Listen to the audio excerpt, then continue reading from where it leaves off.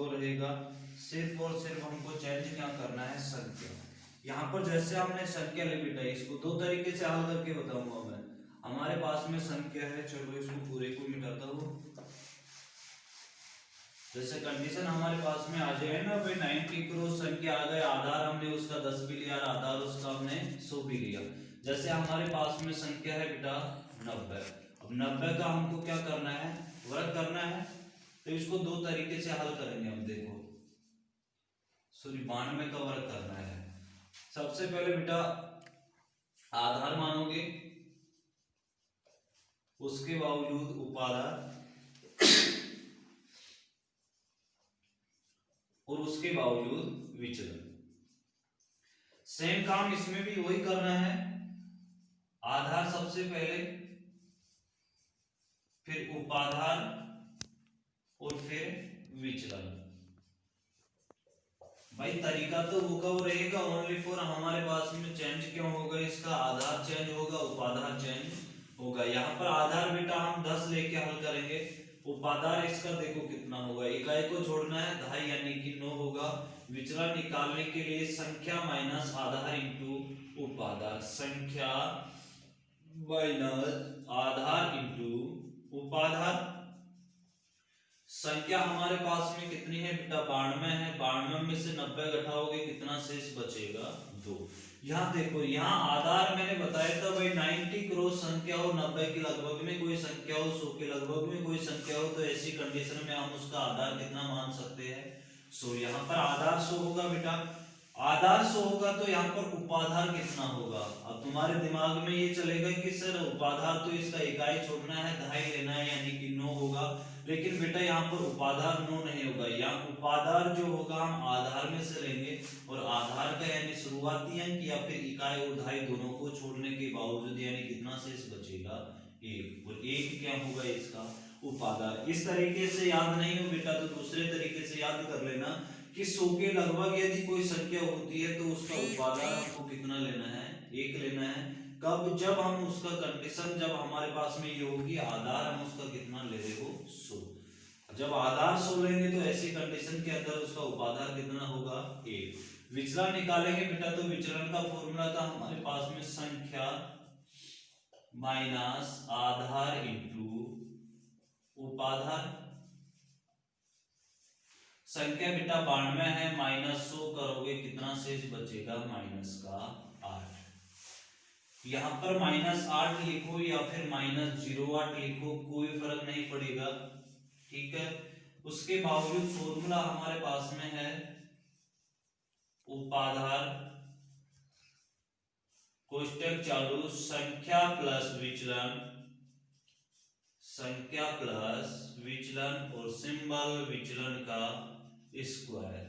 इसमें भी ये फॉर्मूला लगेगा सेम। अब देखो उपाधार हमारे पास में कितना है बेटा 1 है, ठीक है।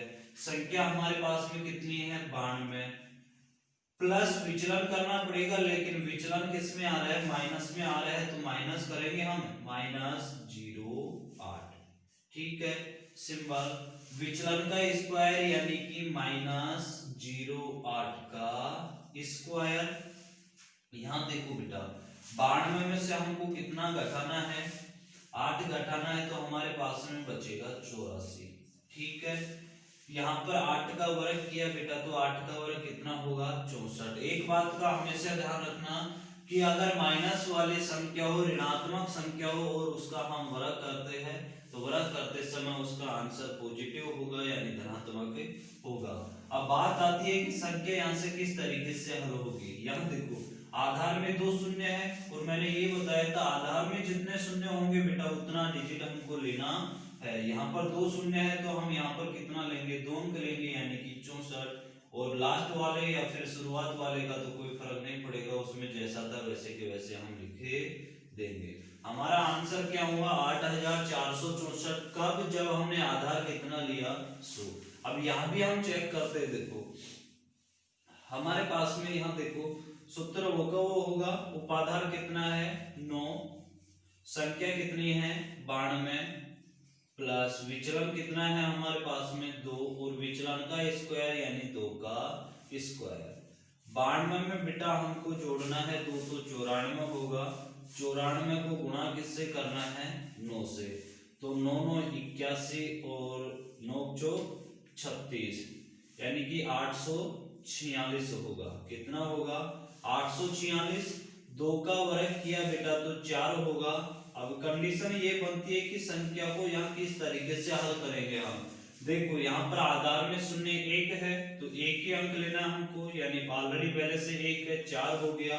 आगे कितना है 846, सेम ऐसे कैसे लिख देंगे।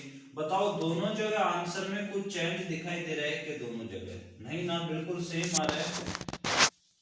तो आधार हम 10 लेके भी हल कर सकते हैं, आधार 100 लेके भी हल कर सकते हैं, लेकिन कब होगा ये जब हमारे पास में संख्या 100 के लगभग में होगी। ठीक है, नोट कर लो।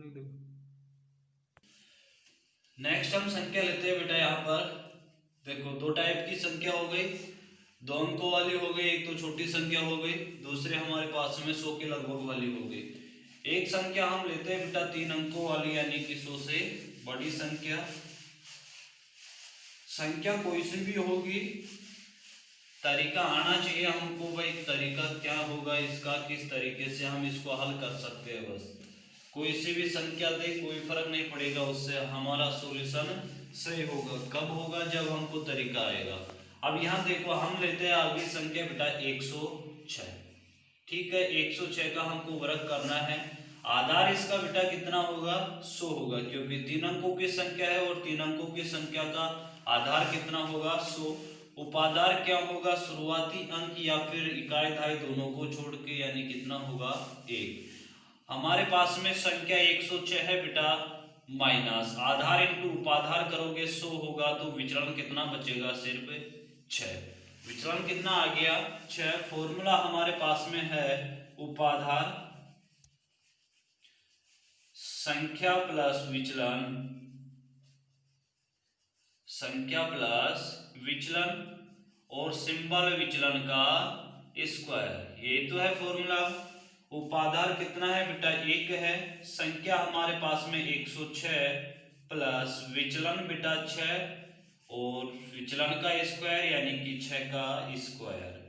106 में 6 जोड़ोगे बेटा तो कितना होगा 112, 6 का वर्ग किया तो 36। अब यहाँ देखो आधार में 2 शून्य है तो 2 अंक लेना हमको, तो 36 ऐसे के ऐसे लिख देंगे एग्जिट, और 112 भी ऐसे के ऐसे, यानी हमारा आंसर कितना आया 11236। एक संख्या और लेते हैं बेटा हम यहाँ पर, जैसे हमारे पास में संख्या है 305। कितना है 305 का हमको वर्ग करना है, तो आधार इसका बेटा 100 ही होगा। कितना होगा 100।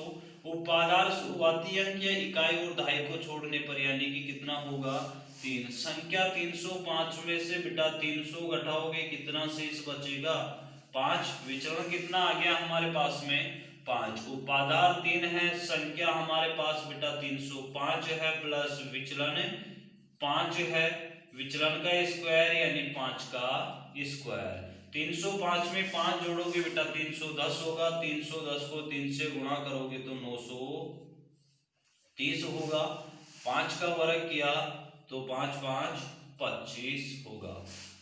यहाँ देखो अब आधार में हमारे पास में शून्य कितना है 2 है, तो सेम ऐसे कैसे हम लिख देंगे इसको 25 30 और 9, यानी कि 93,000 कितना आया 25।